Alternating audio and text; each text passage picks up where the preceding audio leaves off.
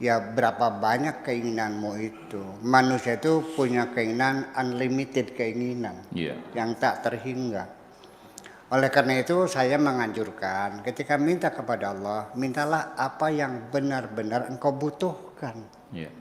Itu pasti Allah juga berjanji gitu. Allah kan bilang ud'uni astajib lakum, mintalah kepadaku, aku pasti kabulkan doamu. Itu permintaanmu yang intinya adalah apa yang engkau butuhkan. Kalau apa yang kau inginkan, bagaimana Allah akan menerima keinginanmu? Pak Afkar ingin pesawat terbang enggak? Ingin. Kereta api ingin. Bagaimana Allah mengabulkannya? Nanti apa namanya, hinggapnya di mana ke pesawat terbangnya? Di atas pohon mangga begitu kira-kira. Iya, hal yang tidak dibutuhkan. Jadi artinya Allah menjamin itu apa yang dibutuhkan oleh kita. Karena itu konsekuensi dari Tuhan menciptakan kita dalam menjamin makan kita. Wa ma fil ardi illa 'alallahi rizquha. Itulah kira-kira semacam itu. Nah, cita-cita umum, keinginan, kebutuhan, yang jelas yang Allah kabulkan apa yang kau butuhkan. Tetapi kebutuhan juga harus ada kategorinya, ada klasifikasinya.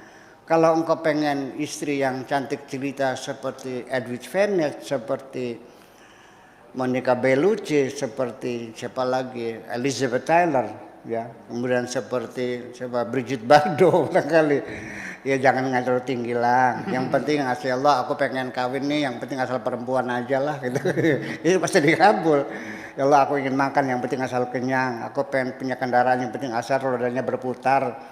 Aku pengen rumah, yang penting nggak bocor. Saya kira semua dikabulkan karena kebutuhan pokok itu jaminan Tuhan.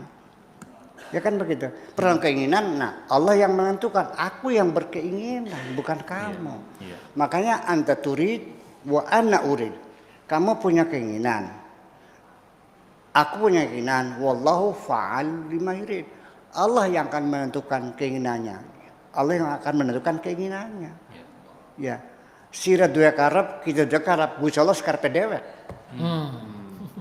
Jadi Allah sekendak dia maunya gitu, persoalan itu. Jadi nanti yang jadi persoalan, jadi begini, selagi Anda masih belum mau menerima apa yang Allah berikan kepadamu itu, maka akhirnya apa?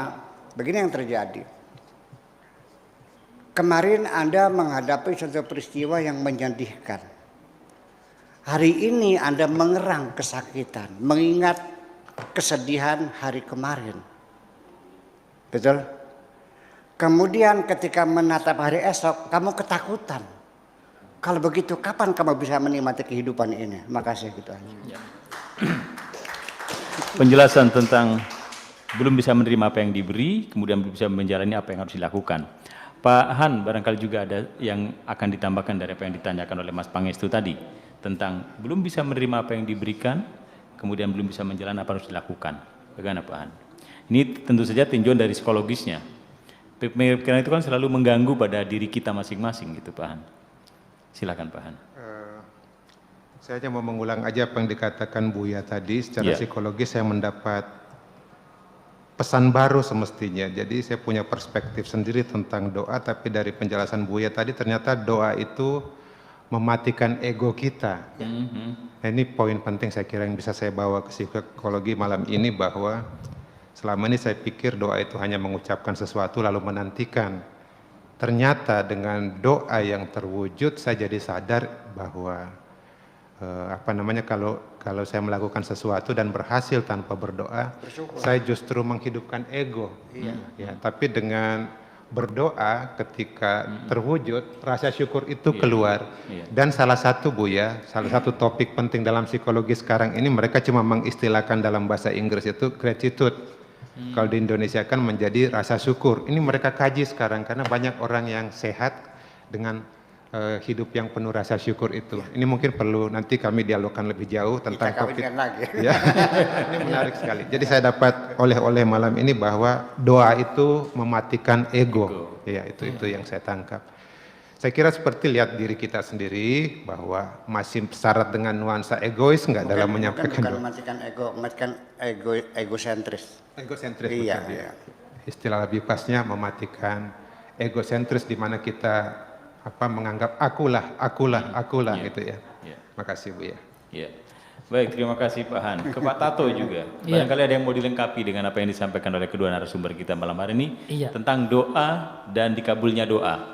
Boleh dengan dongeng lagi enggak? Boleh, silakan. Izin Buya Prof Hans, pemirsa Wamima TV dimanapun berada dan sahabat Buya yang saya hormati, berkaitan dengan doa rasa syukur ini saya menganalogikan dalam sebuah dongeng ada 3 pemuda yang tersesat di hutan. Pemuda A, pemuda B, dan pemuda C. Ketika tersesat di hutan 1 hari masih bisa makan, karena perbekalannya masih ada. 2 hari mulai kehabisan bekal. Maka 3 pemuda tadi panik, lalu masing-masing berdiskusi bagaimana untuk bertahan hidup. Pemuda 1 nyari makanan, ketemulah dengan buah namanya kedongdong. Ambillah kedongdong itu, masukkan ke ransel, sebagian dimakan. Pemuda B nyari buah-buahan, ketemulah dengan buah salak. Juga dimakan, sisanya dimasukkan dalam ransel juga. Pemuda yang ketiga sulit nyari, tiba-tiba di atas ada pohon durian, dia naik makan durian, sisanya durian dimasukkan dalam tas. Sedang asik menikmati obrolan tadi, tiba-tiba datang beberapa rombongan kepala suku dan pasukannya. Ditangkaplah 3 orang itu dengan bahasa mereka. Itu mau tahajud tuh berarti kalah tuh. Nah, terjemahannya di bawah ini. Tadi kan bahasa Perancis Pak Han ya. Saya bahasa suku pedalaman. Dia bingung, apa maksudnya ini? Kepala suku yang lain, kamu 3 orang ditangkap. Oh, apa salah saya? Pokoknya kamu datang ke kepala suku. Itu mah cuma tuh. Oh, datang lagi. Dibawalah 3 orang itu diikat, dilapor ke kepala suku. Ini untuk membuktikan rasa syukur ini Bu ya. Begitu ditangkap, kepala suku dan rajanya ngomong pakai bahasa yang sama, mungkin separuh Cina. Nah, terjemahnya di bawah ini. Kenapa kamu mencuri buah-buahan terlarang di hutan ini? Terjemahnya begitu. Saya nggak mencuri, saya kelaparan. Kalau begitu dihukum kamu. Pemuda 1 masuk sini, datang, periksa tasnya. Begitu periksa ada kedongdong. Buka baju. Untuk apa? Buka ikatannya, buka baju. Kedongdongnya diambil, digusur-gusurkan ke punggungnya sampai merah. Tapi dia tersenyum, malah tertawa. Asik gitu. Loh, kenapa kamu tersenyum? Dia berpikir temannya yang salak. Itu. Woi, pemuda kedua, sini. Dia gemeter dia. Datang lagi, buka baju. Pemuda 1 nyengir-nyengir aja. Pemuda 2 diambil tuh, isinya salak. Lalu salaknya digusuk ke punggungnya sampai berdarah. Tapi bukannya menangis, semakin terbahak-bahak. Kenapa kamu? Saya punya teman yang bawa durian. Bayangkan itu, yang bawa durian gemeter aja nangis. Disitulah pemuda ketiga berdoa Buya dengan agama dan masing-masing kepercayaannya.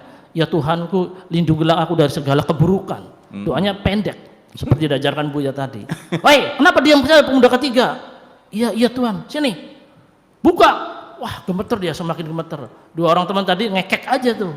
Begitu dibuka durian, nah ini buah yang dicari oleh anak saya yang sakit.